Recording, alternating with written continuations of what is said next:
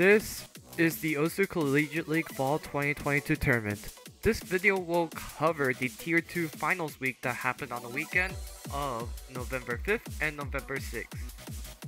Last week, we had our semifinals matches where we have finally determined who will finish in the top 3 in the winners finals between University of Washington's B team taking on University of California-Berkeley's A team.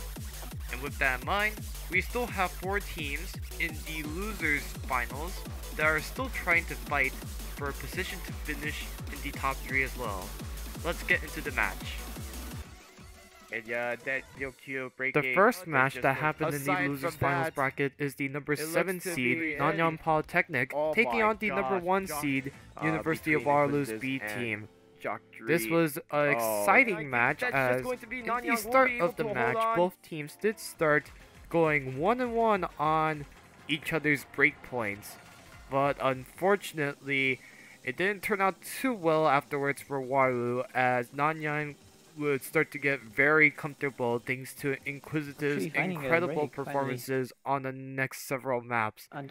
Inquisitives with either FC or near FC almost every map possible, they're gonna be on match point now. which Waterloo would even have someone to be able to compete with around this time, as Nanyang Polytechnic will defeat University of Waterloo by the score of 7-2 to advance to the second losers finals between the winners of this next upcoming match. Nanyang winning their own pick.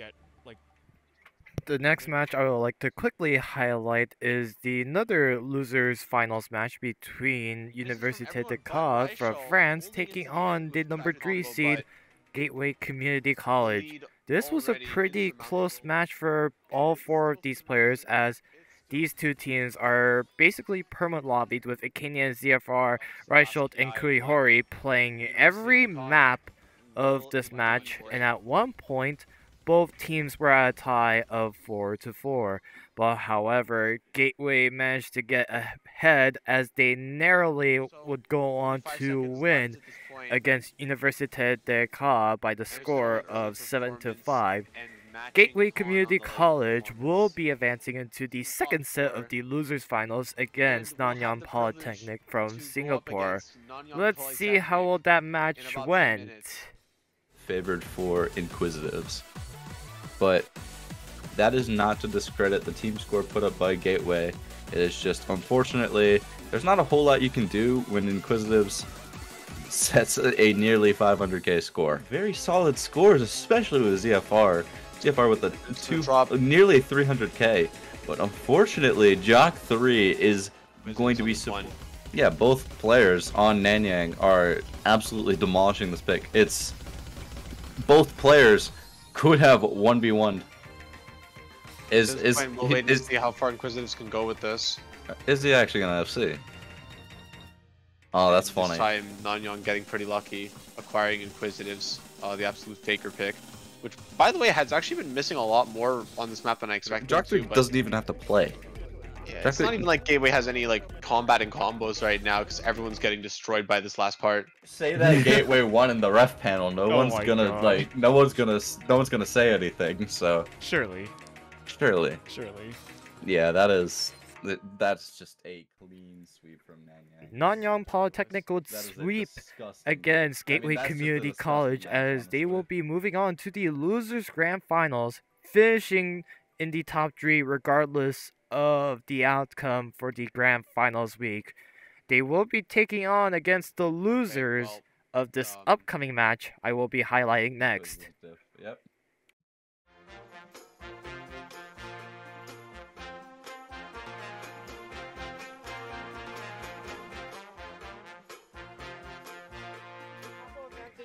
The first 3 points was given to University of Washington as they are off to a very hot start by taking the first 3 points to make it a 3-0 lead over Berkeley. Let's see how did that happen. Only a little bit of the map left. I think just another spinner won't make a huge difference, but 20,000 points, very close point, but I think they're gonna hang on. There's a spinner at the end, I think. Oh, it's a long spinner. Oh no, no, no, no. It better not be sliding on this. Okay. and here it is. And the map is just about over, actually. Just holding through that important last section there. It looks like they're going to take the point, again, narrowly, but... yeah, oh, funny last couple of sliders there, but very close point again, 80,000 points, but it's going to be a break point. Combo right here. But, you know, it's starting to really... Washington's really starting to close in on Berkeley right now, as we are now 2/3 of the map in right now. So... Now the lead. Another break from AJ, and the accuracies have stabilized, but no one's getting combo. You're not making 50,000 points for the last couple seconds of this map. It's not dense enough. Yep, that's just going to be it for this map, as Washington looking to take their 3rd point of this match, in which they have successfully done so. After being down by 3, University of California-Berkeley would respond back by not only getting the next 3 points, but also taking the 4th point to take their first lead of this match. Yeah, the map's almost over here. Looking like players making a lot of the slightly trickier aim and rhythm look easy. Okay, we're allowed to say now that Zerum's actually finished the map. I think we do see an FC. Very, very and nice. Stexus coming in for Berkeley. Meanwhile, Army fan Heoni so far going to be perma-lobbied for the 5th time, as they are going to be playing double time 3. And oh my goodness, it has been a huge difference right now for Berkeley on Berkeley's side. Yeah, everyone's out of stamina. Everyone's gonna break from here. Stexus just comboed the first half, and the map's like over. Like that's what I'm talking about. Like Stexus just comboed like the first 25 seconds somehow, mashed through it, and there's the point. This map is hard. Army is hitting 400k here, but that's just because he hit the early part. And again, TGR score here quite good still. I want to mention again, if we had put this in qualifiers, we would have all done even worse than he did in the actual qualifiers. But yeah, the early combo is just going to be what carries it through here.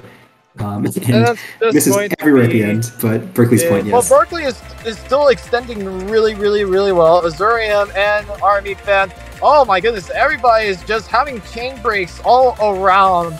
It's just Azurium, despite hitting like these 150s, is still holding on to the combo. And you know, even though like everybody's just like breaking it, I believe the points has already been given. So it's going to be Berkeley taking the first lead of this match. That is going to be enough. With the 4-3 lead, however, this match has been super close, with Washington and California-Berkeley going back and forth to see who would outperform each other on some of these next maps. Army fan and Haley might say something about it, however, their points they're actually decreasing score. Actually, I don't know about this one, but I mean, no, I think that's just too late. Yeah, you have to have a huge chain miss, and I don't think there's any like huge stream at the end or anything like that. Nope, that's not going to be enough. And it's going to be Berkeley being able to, no, it's going to be Washington being able to take this break point. So this timeout really benefited. Very, very impressive. This map is, all of those wiggle patterns are really difficult, and holding combo on any of them is going to be huge for the score. Yeah, the 60,000 point difference is really big on this. And if Army fan holds for any longer, it's going to be a very significant point difference. Yup, and right now we are seeing, you know, Army fan doing what he's normally very comfortable with. The switch for team that is trailing, catching up. I mean, it never goes right for the team that's trailing. Army fan will find it easier. There are huge combos on the side of Berkeley though, and Heoni also building up a pretty good combo. So the lead is shrinking, but these patterns are really hard. Wait a minute, it's really starting to close in, but still you're right, Army fan, and that's just going to be it. Wait a minute, this is getting really close. Oh my goodness, can Berkeley come back? Oh my goodness, Army fans, the last break. Wait, can Azurium hold on, however? There's potential for a chain miss at the end here, but Azurium hits that pattern. Oh, but then that's just going to be it. Berkeley just somehow manages to come back against Washington. Hold on to that advantage with a huge combo from Army fan. Yeah, it's just looking to be a huge performance from Army fan. That's just going to be able to take this point, as it's just going to be University of Washington taking another break point from California-Berkeley. Man, there are more break points than... Combo advantage is significantly in Berkeley's favor, but not insurmountable, especially with the big jumps coming up here. Stellar double break from Berkeley. Will find a break as well as Azurium. That's going to be a team reset for Berkeley, but you know, super fast towards in favor of the red side. And it's just going to be red. Infinity Stars is still breaking, but the blue side is breaking now. Oh, he only hits that pattern? What? Oh my goodness, Hayani, the tier 2 veteran, looking to prove a point for Washington. Oh, and that's just it. That's going to be it. Washington will be able to take this point from... Wait a minute. No. There's not enough time, actually. Yeah, in those breaks, it's just going to be... That's going to be a deal. That's just going to seal a deal for Washington. As the... With the critical last point on the line before tiebreaker, University of California-Berkeley has decided to go with Hidden 1, as Berkeley has been 100% on the hidden maps throughout the match by going 2 for 2 on Hidden 2 and Hidden 3. Can they make it 3 for 3 with the Hidden 1 win to force tiebreaker, or can Washington ultimately snap that hidden streak and ultimately win this match? I mean, yeah, that's just going to almost be it. We are almost near the end of this match. As you know, unfortunately for Washington, they are not able to take this match break point. But for University of California-Berkeley, they will be able to force...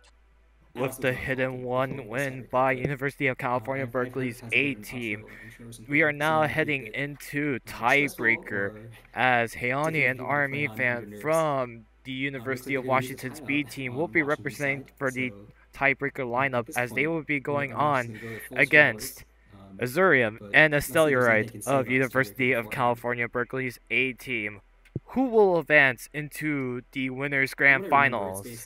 Three maps, I believe. They did win one map with this roster, but I believe they did lost another one with Nomad 1 against Hayani and Infinity Stars. And right now, we are starting to get into the build-up part, where it's just Washington now having the slight favor. No, it's just flickering right now between the Stellarite and Hayani with the high combos. And now it's just RME fan taking another break, so combo fan... breakdown sections? And here we go. Everybody breaks. Yeah, okay. Nobody is holding combo right now. That is going to give still Berkeley an advantage right now, but however, Azurium and Hayani with the high combos, and nobody's just holding up combo right now. The initial combo, like you mentioned, is in favor of Berkeley, and now we can just see everybody's just breaking. It's just a matter of who can break less, and now we're seeing more breaks coming from Berkeley right now. But now Washington is going to break back. Now it's just Azurium actually holding on to his combo right now. Pattern actually. Yep, and right now it's just Stellarite holding the high combo right now, but now Stellarite breaks, but oh my goodness, Mola breaks coming from Berkeley side. That is decreasing the lead right here, and oh my goodness, RV fan and Stellarite and another team racer coming from Washington side. We're meanwhile on the Berkeley side, Missouri with the high combos. Pretty close, but there is a spinner at the end, is what I've heard. So we're gonna have to see what happens. Nope. And that's is there a spinner? Wait a minute. Or is it just a slider? Is it over? I think it's just a slider. And I think, assuming if that is going to be it, I think that is a tiebreaker to call on its own. As, with this map, whatever the heck this tiebreaker map was, and your winner of this match, and moving on to the winners grand finals for the first time in their OCL. With this win, University of California-Berkeley's A team will finish in the top 2 guarantee, as they will narrowly win this winners finals match against University of Washington's B team. After being started down 0-3 in the winners finals, Berkeley would respond back by taking the next 7 out of 10 maps to ultimately defeat University of Washington's B team. after the match, I spoke with the Berkeley team to discuss about this match and how they are feeling knowing that they will be finishing in the top 2. I'll give credit where credit is due. Sure. I mean, that was probably like the most intense match I've played by a lot. That was like a nail biter all the way to the end. I got very invested in it. After we won, I like yelled kind of loud. I feel bad for my roommates, but yeah, it was an insane match. I see. Okay. So what was your guys' strategy going into this match against Washington? Because if I remember this last week, you guys played with a lineup with just mostly Azurium and Stellarite, and it kind of I did kind of notice like you guys lost most of your maps with the lineup of Azurium and Stellarite, but however you guys did win the crucial 1 point and a crucial tiebreaker. But I also noticed you guys really used like a variety of different lineups against Washington. So what was your guys' strategy coming into this match? I mean, I think our strategy at first was trying to opt into more hard rock and techie picks, but I don't think that was working out as we intended. So I think once we started shifting over to maybe trying a little bit more hidden and a little bit more gimmick, those points started to work out for us more. So I think our plan coming in was a lot more hard rock, but we kind of shifted as the match went. Yeah. And as for like the lineups in particular, like it all just depends on like who's like playing like better on these two maps. Like last week, it just so happened that Aster and Estelle were like doing significantly better than everybody else on most of the maps, while this week it was a lot more balanced in terms of who was playing what. So yeah.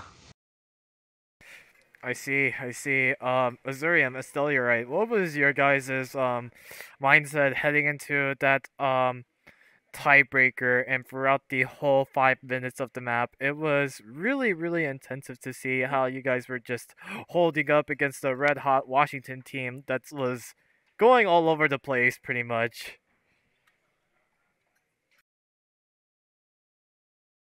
I can let Sarah take this one. Well, for me personally, I wasn't performing as well as I wanted to. For some things, especially like Hard Rock 1. So I was a little bit mental boomed going in, but I actually did play the tiebreaker a little bit beforehand. I didn't really like it, so I never finished the map either. But I played tiebreaker beforehand, and I was still really nervous though. But actually, Azure told me like beforehand that, like everyone thinks it's pretty impossible to play and like it's just okay to do our best. And I think that like really helped me calm down and be able to just focus on the tiebreaker. Because I kind of get pretty mental boomed when I break on things. But having Azure told me that, like, it really helped me remember, like, hey, it's okay. Like, everyone else is also struggling on this map. It's okay. I see. You guys are going to be facing either Nanyang or Washington again. But regardless of those opponents, what is your guys' mental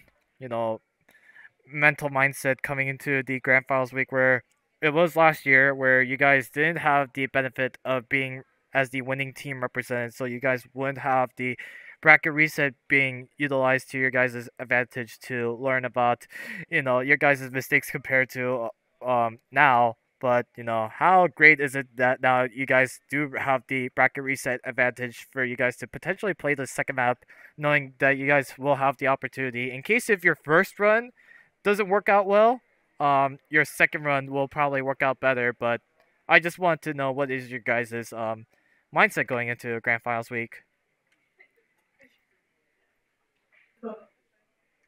I mean, being winner side is definitely nice.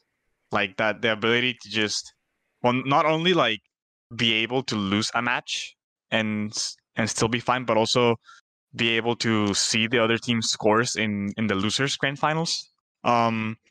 Is definitely like a huge advantage. But I mean, at the end of the day, like we're gonna be facing either of two very tough teams. So, like, I guess we can take any bit of help we can get. I see. Stuxus, do you have any thoughts about anything? Our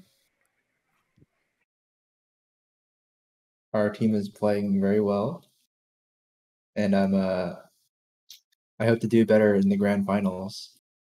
Hopefully fix the frame drops I'm getting a little bit, and get a little bit more practice in. I also think I underperformed a little bit last round in the DT1, but because I lost that, we got to see a very, very great tiebreaker. So I'm actually, a little bit happy I lost it. So it was a great round overall. The tiebreaker was super hype, and I'm glad my team pulled through. With the grand finals week being finalized, these are your matches for the grand finals week. You have the surviving team from the losers finals week, Nanyang Polytechnic, taking on University of Washington's B team for T261, and whoever wins that match will move up against University of California-Berkeley's A team in a rematch regardless of who wins that losers grand finals match. And if the losers grand finals team does win that match against University of California-Berkeley, a bracket reset will happen immediately after. But other than that, that will be the end of this video. Thank you guys so much for watching this video. I just wish you guys thank you, and I just wish you guys hopefully you guys will have a great day. So see you guys later.